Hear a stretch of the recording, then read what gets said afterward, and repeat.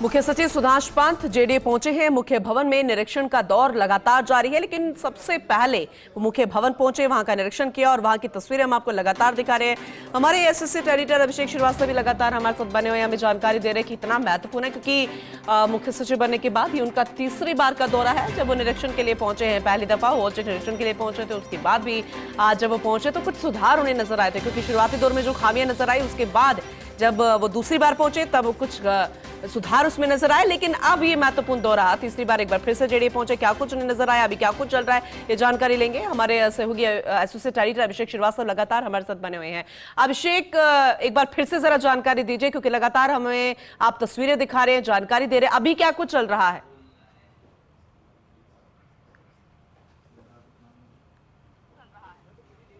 बिल्कुल पूनम, जैसा मैंने आपको बताया था पहले कि अभी ये जो मंथन सभागार जिसके बाहर हम खड़े हैं, यहाँ पर बैठक चल रही है जिसमें मुख्य सचिव सुधांश पंत की अध्यक्षता में बैठक चल रही है, जिसमें जेडीए आयुक्त आनंदी मौजूद है, जेडीए सचिव निशांत जैन मौजूद है, अतिरिक्त आयुक्त जो है वो मौजूद है, उसके अलावा जो जॉइंट डीसीज हैं और अन्य अधिकारी हैं वो यहाँ मौजूद हैं। और यहाँ पर जो मुख्य सचिव सुधांश पंत है वो जेडीए के जो कामकाज है उसकी समीक्षा कर रहे हैं। सबसे पहले जो जानकारी मिली है, सबसे पहले जो नागरिक सेवा केंद्र के जो प्रकरण हैं उनकी समीक्षा की जा रही है कि उनके प्रकरणों की पेंडेंसी क्या है, उसको देखा जा रहा है। क्योंकि जेडीए की अगर हम बात करें, जो रोजमर्रा के कामों की बात करें, तो उसमें नाम हस्तांतरण, पट्टा देना, लीज मुक्ति प्रमाण पत्र देना, सब डिवीजन रिकॉन्स्टिट्यूशन, भवन मानचित्र अनुमोदन, ये काम आते हैं। तो इनकी पेंडेंसी देखी जा रही है कि किस तरह से कितने प्रकरण पेंडिंग है। क्योंकि एक जो ड्यू डेट जो हम एक्सपायर्ड मैटर्स की बात करें, जो ड्यू डेट पेंडेंसी है,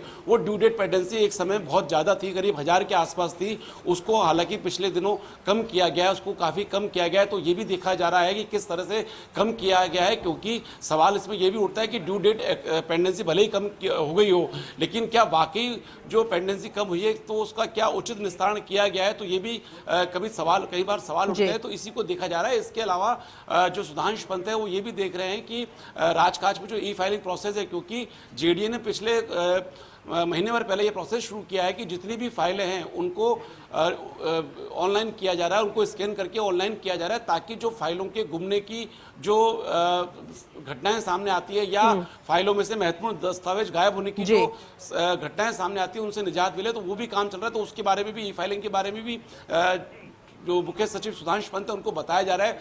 साथ ही जेडीए ने पिछले दिनों एक नवाचार भी शुरू किया है पास का, ऑनलाइन पास सिस्टम का, क्योंकि जेडीए में जो जिस तरह से लोगों की भीड़ लगती है उसको नियंत्रित करने के लिए जेडीए ने जो आगंतुक है उनके लिए दोपहर 3 से लेकर शाम 5 बजे तक का समय नियत कर रखा है और उससे पहले पास बनवाना पड़ता है। लेकिन अब पास की व्यवस्था ऑनलाइन भी कर दी है कि जो जेडीए के जो पोर्टल है, जो वेब पोर्टल है, उस पर जाकर भी ऑनलाइन पास बनाए जा सकते हैं। तो उसको लेकर भी प्रेजेंटेशन जेडीए की ओर से दिया जा रहा है। और इसके अलावा जो जेडीए के जो विभिन्न कामकाज हैं, जो रेवेन्यू को लेकर है कि कितनी नीलामी की गई, कितना पिछले महीने बजट आया, इस जो मौजूदा फाइनेंशियल ईयर जो कि 31 मार्च को खत्म हो रहा है, तो टारगेट्स क्या थे, कितना अचीव किया, चाहे वो लीज मनी के पेटे हो या नियमन शुल्क के पेटे हो या नीलामी से क्या मिला, उसको लेकर भी यहाँ पर प्रेजेंटेशन दिया जा रहा है। लेकिन जो मेन फोकस मुख्य सचिव सुधांश पंत का है वो यही है कि आम जन से जुड़े जो प्रकरण हैं उनका निस्तारण समयबद्ध तरीके से हो,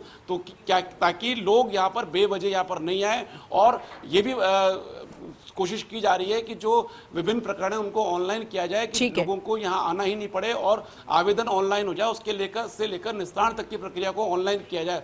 उसको लेकर भी यहाँ पे मीटिंग में मंथन किया जाएगा। और जो बड़ी बात पूनम वो यही आती है कि जो फाइलों का जो डिस्पोजल है उसका क्वालिटी डिस्पोजल किस तरह से हो, उसको लेकर भी चर्चा यहाँ पर की जा रही है। मुख्य सचिव सुधांश पंत जो सुबह करीब 9:40 पर पहुंचे थे, जेडीए आयुक्त आनंदी उनसे पहले आ गई थी और उसके बाद उन्होंने यहाँ पे सेकंड फ्लोर में कुछ कमरों का राउंड लिया था। उसके बाद सीधे वो मंथन कक्ष में चले गए जहाँ पर बैठक चल रही है। मीटिंग की आप देख सकते हैं कि जो बैठक खत्म हो चुकी है और अधिकारी बाहर निकल लगे हैं और यही कहा गया था कि मुख्य सचिव सुधांशु पंत बैठक के बाद ब्रीफिंग भी देंगे और देख सकते हैं मुख्य सचिव सुधांशु पंत जो है बिल्कुल बिल्कुल बैठक समाप्त होने के बाद बाहर जा रहे हैं। उनके साथ जेडीए आयुक्त आनंदी भी है। उन्होंने यहाँ पर जेडीए के जो मैटर्स हैं, जेडीए की जो कामकाज है उसकी समीक्षा करी और उसके बाद बैठक के बाद संभव है कि मुख्य सचिव सुधांशु पंत ब्रीफिंग भी मीडिया को दें, क्योंकि यही कहा गया था। और मुख्य सचिव अभी मीटिंग से बाहर निकल गए हैं और यहाँ कॉरिडोर में जो जेडीए आयुक्त का जो कमरा है उस तरफ बढ़ रहे हैं। आप देख सकते हैं विजुअल्स में जेडीए आयुक्त आनंदी भी उनके साथ है, मीटिंग ले ली है और अब वो जेडीए आयुक्त आनंदी से के साथ चर्चा भी करेंगे।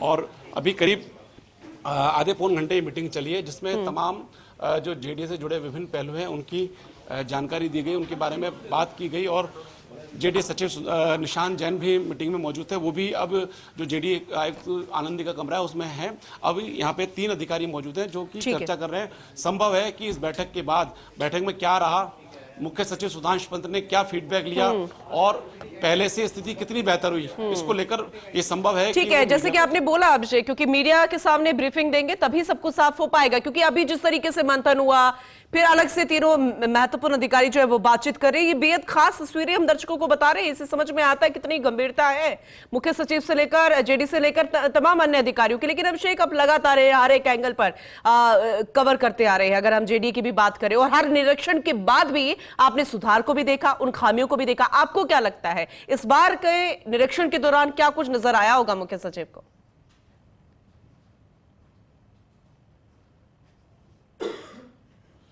देखिए, जो चीजें जेडीए में व्यवस्थाएं सुधरी हैं, अगर कामकाज की बात करें उस लिहाज से भी सुधार आया है। और उपस्थिति की बात करें, क्योंकि ये एक जेडीए के कार्मिक और जो अन्य सरकारी कार्यालयों के कार्मिक हैं उनके दिमाग में यह है कि कभी भी मुख्य सचिव आकस्मिक निरीक्षण कर सकते हैं, तो वो एक जो डर है उसका ही नतीजा है कि जो जेडीए के भी जो कर्मचारी है वो समय पर यहाँ उपलब्ध रहते हैं, क्योंकि जो 9:30 का टाइम है उस समय पहुंच जाते हैं, तो व्यवस्था सुधरी है। इसके अलावा जो लगातार सरकार के स्तर पर भी जो जेडीए में जो मैटर्स है पेंडिंग, आमजन से जुड़े जो प्रकरण हैं उनकी लगातार मॉनिटरिंग की जाती है। और जेडीए आयुक्त आनंदी के स्तर पर भी लगातार हर हफ्ते इसकी मॉनिटरिंग की जाती है। उसी का असर है कि जो ड्यू डेट पेंडेंसी है वो भी पहले से काफी कम हो गई है। तो चीजें पहले से बदली हैं और उम्मीद है कि जो ये मुख्य सचिव सुधांशु पंत का जो ये तीसरा दौरा है तो उसमें पहले से चीजें उनको और सुधरी भी मिलेंगी। हालांकि मीडिया की ओर से भी इस बारे में पूछा जाएगा तो वो बताएंगे कि किस तरह से उन्होंने क्या बदलाव देखा, क्योंकि ये पहला मौका है मुख्य सचिव सुधांशु पंत के लिए कि जब वो जेडीए आयुक्त आनंदी के समय में यहां पर आए हैं। इससे पहले जब उन्होंने 2 बार दौरा किया था तो उस समय जेडीए आयुक्त मंजू राजपाल थी, उनके समय में वो 2 बार आए थे। जब वो सेकंड टाइम आए थे तो उन्होंने मीडिया को बताया था कि पहले से काफी चीजों में सुधार आया है, फाइलों का डिस्पोजल समय पर हो रहा है, आमजन को राहत दी जा रही है। लेकिन अब ये पहला मौका है जब जेडीए आयुक्त आनंदी के समय ये यहाँ आए हैं, तो ये मीडिया को संभव है बताएंगे कि किस तरह से उनका अनुभव रहा। जो तीसरी बार ये आए हैं तो उसमें पहले से व्यवस्थाएं किस तरह से सुधरी हैं। बार आए हैं तो पहले, दूसरी और तीसरी बार में किस तरह से आपको व्यवस्थाओं में, प्रकरणों के निस्तारण में और यहाँ की उपस्थिति में फर्क नजर आया? निरंतर इम्प्रूवमेंट है हर विजिट में और फाइल डिस्पोजल में बहुत तेज़ी आई है। जेडीसी मैडम ने काफ़ी एफर्ट्स किए हैं, स्ट्रीमलाइन किया है सिस्टम को, काफ़ी मॉनिटरिंग भी हो रही है।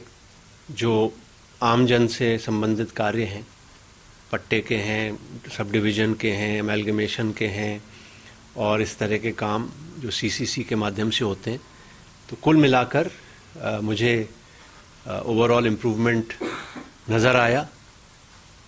कुछ एक कमियां हैं जो अलग से अधिकारियों को उसके बारे में अवगत कराया गया। सर, आप जब आए थे तो आपने सेकंड फ्लोर का राउंड लिया था, उसमें बता रहे कि करीब आधे कर्मचारी, आधे अधिकारी जो है कक्ष में उपस्थित नहीं थे। हाँ, ये थोड़ा मैंने राउंड करीब 10 बजे लिया था, तो ये बात सही है कि उस समय तक काफ़ी लोग, काफ़ी ऑफिसर्स नहीं थे, तो उस बारे में संबंधित को हिदायत दी गई है। क्योंकि मुख्यमंत्री जी की जो मंशा है गुड गवर्नेंस की, उसमें ये भी एक उसका इम्पॉर्टेंट पहलू है कि हम समय पे आएँ, अपना कार्य प्रारंभ करें।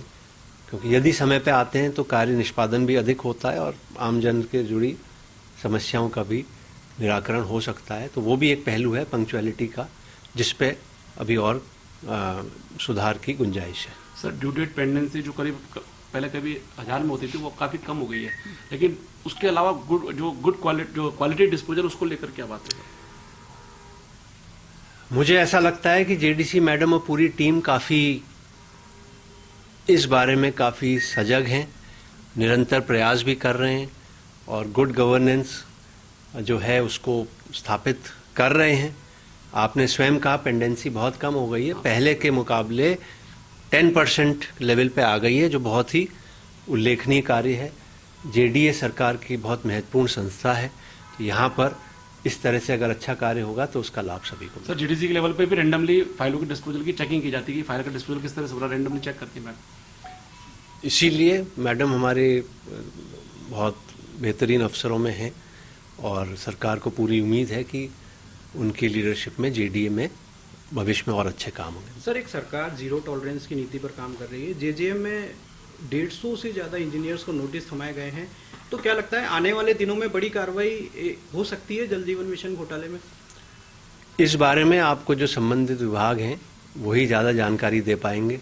मैं अभी जेडीए में आया हूँ, यहाँ से संबंधित बात ही करनी है। मुख्यमंत्री जी का जोर रहता है गुड गवर्नेंस पे, उनके निर्देश रहते हैं कि हम औचक निरीक्षण करें, न सिर्फ मेरे स्तर पे बल्कि सभी सीनियर ऑफिसर्स औचक निरीक्षण करें अपने अपने विभागों का, और जो हेड ऑफ द डिपार्टमेंट्स हैं, हेड ऑफ द इंस्टीट्यूशंस हैं, वो भी अपने विभागों का औचक निरीक्षण करें, जिससे कि और अधिक गुड गवर्नेंस आ सके। धन्यवाद। सर आपने बैठक में बजट घोषणाओं का भी आपने देखा होगा, तो एक इम्पोर्टेंट घोषणा है हाईटेक सिटी, उसको लेकर क्या करीब साल भर हो गया उस घोषणा को लेकर? उस पर मंथन चल रहा है और शीघ्र उस पर भी निर्णय संभावित। सर क्या आपको लगता है कि और सुधार होने चाहिए सर, किस तरीके के नए नवाचार आईटी के सेक्टर में सर जेडीए में? देखिए सर, सुधार तो एक सतत प्रक्रिया है, कभी भी हम परफेक्शन के लेवल पे नहीं पहुंच सकते। हम 99% पहुंचे तो 99.9, फिर 99.99, लेकिन काफ़ी स्थितियां बहुत अच्छी हैं और सुधार कर रहे हैं। पूरी टीम मिलके बहुत अच्छे प्रयास कर रही है। मुझे पूरी उम्मीद है कि आने वाले समय में और अच्छा कार्य होगा और जनता को राहत मिलेगी। सर लास्ट चीज आपने कहा कि कुछ कमियां सामने है, क्या कमियां सामने है? यही जैसे आपने कहा, कुछ समय की पाबंदी की बात है, कुछ चीज़ें हैं। अधिकांश ऑफिसर्स का डिस्पोजल टाइम बहुत अच्छा है, कुछ एक हैं जिनका डिस्पोजल टाइम अभी ज़्यादा है, तो उनको हिदायत दी गई है। जेडीसी खुद ही मॉनिटरिंग करती हैं, तो उनको भी हिदायत दी गई है थोड़ा डिस्पोजल टाइम इम्प्रूव करें। कुछ एक ने ये समस्या बताई कि साहब डिस्पोजल टाइम इससे ज़्यादा है क्योंकि एक एक फाइल बहुत कॉम्प्लिकेटेड है, लीगल फाइल है, मान लीजिए लॉ की फाइल है या कोई नक्शे की आपकी बीपीसी वगैरह की फाइल है, उसमें बहुत एग्जामिनेशन करना पड़ता है, तो उनके भी हर फाइल को हम बराबर नहीं आंक सकते, तो वो सब पहलू भी हैं, लेकिन सुधार फिर भी अधिकारी करेंगे, ऐसा मुझे विश्वास। धन्यवाद। Thank you. और जुड़ी के अधिकारियों की बैठक ली गई, सीएस सुधांशु पंत ने ये बैठक ली है और उसके बाद में क्या कुछ खास रहा उस बैठक में, किस चीज पर आगे फोकस किया जाएगा, उसको लेकर अपने विचार रखते हुए सुधांशु पंत मीडिया से बातचीत करते नजर आए। उनको जो हिदायत देनी है वो हम देंगे। उसके अलावा डिसिप्लिन की, प्रॉपर डिस्पोजल की, क्वालिटी डिस्पोजल की, इस प्रकार की चीज़ों के लिए सर ने हमारे को मार्गदर्शन दिया है। ठीक है मैम, थैंक यू। और देखिए आज जो बेहद महत्वपूर्ण बैठक हुई उसको लेकर लगातार रिएक्शन सामने आ रहे हैं। आनंदी को आप सुन रहे थे, उनके द्वारा भी इस बैठक को लेकर रिएक्शन दिया गया। इससे पहले हमने सुधांशु पंत को सुनाया था